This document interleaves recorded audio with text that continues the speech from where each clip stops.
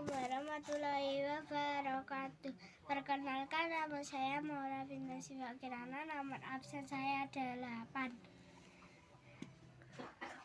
Dina Minggu rene lan kanca-kancane sak kelas rekreasi menyang WBL. WBL iku manggon anak ing Kabupaten Lamongan.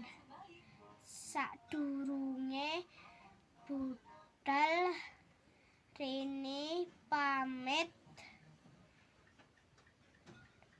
marang bapak lan ibuke, ora lali rene nyuwun donga pangestu.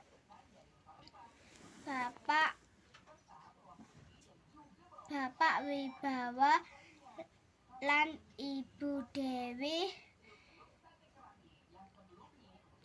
maling supaya rene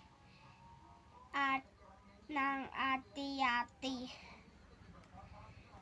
ing papan rekreasi tansah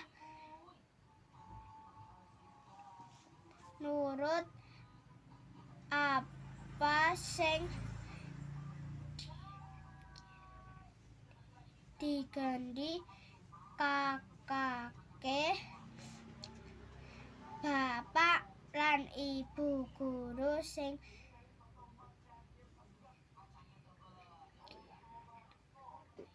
ngampingi. Jam 5 rene lan rombongan wis budal tekan WBL watara jam 5. Bocah-bocah seneng banget dolanan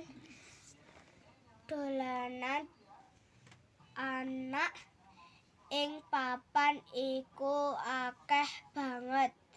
Jenis dolanan kanggo bocah-bocah sak liyane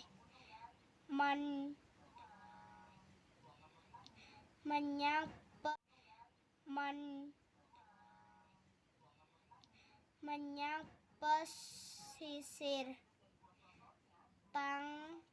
Tanjung. Kodhok rombongan uga mampir ing Gua Maharani.